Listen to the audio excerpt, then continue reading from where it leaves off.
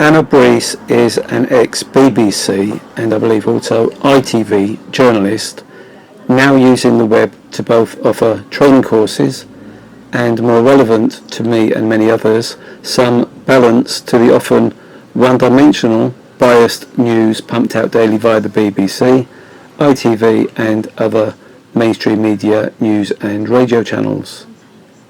Over the last few months, Anna has allowed the voice of the people to use her YouTube platform to speak directly to camera about their valid concerns, opinions and even theories about COVID-19, views that tend to not get aired on mainstream media, nor those of medical professionals that don't chime with the government's, some would say, excessively cautious guidelines. I hadn't realised until a few days ago that Anna had set a limit on the number of such videos from the backbone of Britain to just 150 videos. My late decision to try to add my monotone voice with this video, where I try to draw a parallel with the targeting program I and others are secretly subjected to, by stating that if the government sanctions or turns a blind eye to this extrajudicial targeting, might there be possible ulterior motives, as has been mentioned on the various monologues uploaded to Anna's channel regarding COVID-19. Anna has over 30,000 subscribers. The views of my videos plateau generally at 30 to 40. So instead of reaching tens of people, I might have reached tens of thousands. But bad timing may mean the following video will just be seen by a comparative handful as usual. Even if there wasn't a set limit of videos from Anna, my video does not follow the basic theme of speaking directly to camera. My face is not on show, surprise surprise, and I include some video footage here and there, so this video might not have made the cut anyway, which is why I'm uploading it here. My fantastic sense of humour is on show again, as is my civil partner, Mrs. Dovey. Hello Anna, my name is Michael Crossley and I'll be 58 this week.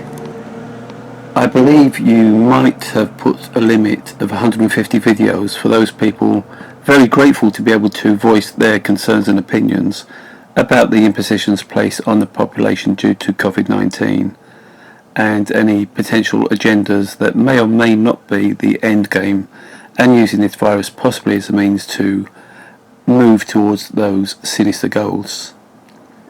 If you reconsider your target of 150 videos, then this might still not be suitable, as it could be breaking any unwritten conditions you have, and one very obvious one is seeing the videographer's face.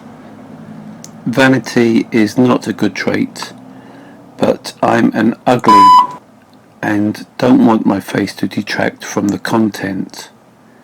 By way of an apology, I've included my civil partner, Mrs. Dovey, who is very photogenic, and she hopefully also won't distract by her devastating beauty away from this monologue. This t-shirt, by the way, is for the local people that I've tried to inform over the years with various flyer campaigns regarding another aspect of wrongdoing and a cover-up in which the government is either sanctioning or turning a blind eye, with the police, one organisation, very definitely involved, but there are others also very much involved. The message on this tee could, however, have relevance today with a certain topical subject. Just so you know that I'm genuine, my personal details and even address are online, so other than showing my face or not showing it, I have no problem with other personal aspects which are viewable, for good or bad, on my YouTube channel and my web. More of that later. Anna, your platform is a wonderful space for ordinary people to voice their concerns and opinions, and I hope more and more viewers watch and share these relatively short monologues from Joe and Joanne Public, and that these videos have some positive effect and affect change in a good way. It's a shame that those uploading videos to your platform in the main tend to be white and over 40. But with time, and if you are still willing to upload these very necessary videos, we may see more under 40s and non-white people also sharing the views. I realise you don't want this to become an echo chamber, but I feel there are so many people out there questioning the mainstream and government narrative, so the majority of voices will be from those suspicious and worried about the way things are heading, and rightly so.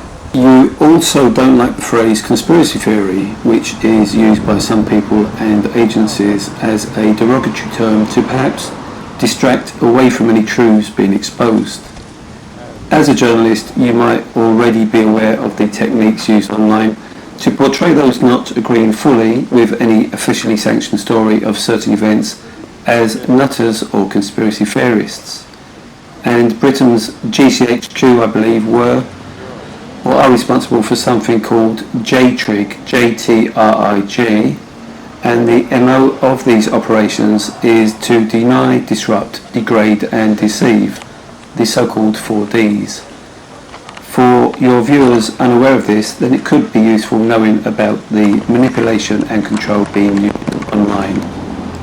I'd be okay if I was labelled a conspiracy theorist, but the labelling used on me officially is far darker and pernicious, as are some of the things being used to covertly destroy me.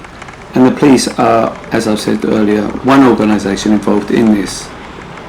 Your channel might not be the platform to try to expose the illegal targeting that I and others endure, and which would be sanctioned from high places. So all I will say is that I have been secretly placed in a covert targeting program and have been since at least 2009. Any person trying to expose such a truth is labelled as having a mental illness or some form of delusional disorder, which is why it's important or imperative to keep in mind those distracting and discrediting tactics used by certain agencies around the world as a means to keep a lid on things. Your viewers, intelligent people they undoubtedly are, might not be surprised to hear mainstream media remain steadfastly silent on anything to do with these illegal targeting operations, much as they steer clear of narratives that don't chime with the one pumped out daily on all things COVID-19. If anyone is interested, my web is photoslondon.com and my YouTube channel is titled Condemned.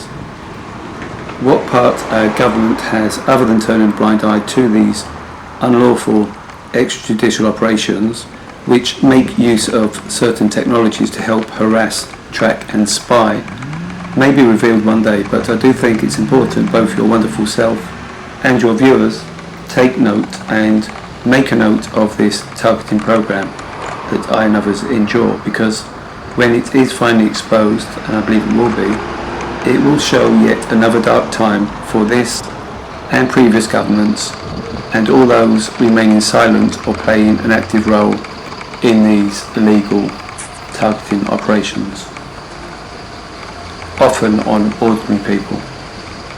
As for COVID-19, I too have misgivings about the flip-flopping, the austere and in many cases inhumane measures imposed by the government, and these methods to control a virus that to date doesn't appear to be much more deadly than the usual annual flu. Was the 2-metre distancing plucked out of thin air? And are the masks we are told to wear next to useless for preventing any virus transmission? And why did the World Health Organization do a U-turn by agreeing initially that they were almost useless, to then suddenly start recommending them? Then there's the testing of people, which uses a testing method that isn't very accurate, and people might be stated as having coronavirus when they don't. There's too many dodgy things going on to put down as just being poorly handled. And the very good video by Jane, a teacher living in Wales, uploaded on the 19th of August to your channel, Anna, said much the same. if there's any truth also to politicians and government advisors having shares in vaccines and also being paid by some organisations with a vested interest in having millions or billions being vaccinated, then surely that should open a few more eyes. My eyes have been opened for a number of years because of the surreptitious targeting, which I have to presume is sanctioned by our government. It's gratifying to see many others having their eyes opened, albeit for different reasons, and voicing their very valid concerns via your channel. Is there any ulterior motive for any of this, as many have posited in their videos, and using this virus as a means to test this? Should the British government overplay their hand by trying to enforce what New Zealand has intentions of doing or might be implementing, then I truly hope there's a huge swell of people ready to quash such outrageous notions of quarantine camps and forced vaccine injections. On the subject of vaccines, I heartily recommend you watch the YouTube video by Dr. Carrie Madej, I think it is, Carrie Madej, M-A-D-E-J, titled Human 2.0, which was uploaded on the 18th of August. Its subject is vaccines and the anti-human move to transhumanism by the likes of over-influential elitists such as Felon Musk. By the way, please don't mix up transhumanism with transgendering. They are ever so slightly different. Vaccines should never ever become mandatory. Do also watch Dr. Vernon Coleman's video or videos on vaccines. If what Carrie and Vernon say is correct, then the whole world needs to fight against such perversions against humanity and our species. The army and police are not yet robotised, but I'm sure it's coming. So before that happens, I sincerely hope the British Army and the police don't blindly follow orders should the government try to enforce mandatory injections, and instead side with what is right and unite with the people, and not carry out orders that go against enslaving people should those alternative views from educated people working within the medical profession be true about any vaccines for COVID-19. Let's hope they're not.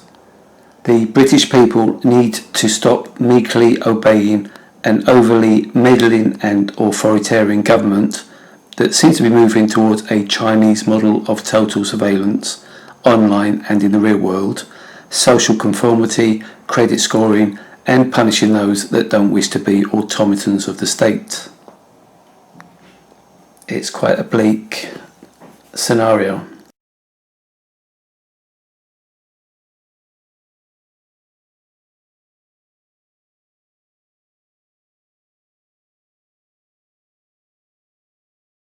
If the police are going to accuse me of believing that things such as vehicles and a pigeon or pigeons are talking to me, then I'm going to run with that.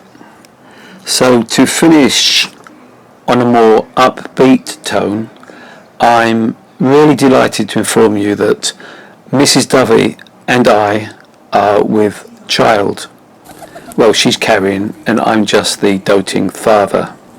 I'm going to be a dad at 58. I'm hoping our child inherits her good looks for obvious reasons. And on that cheery note, I'll say thank you and goodbye.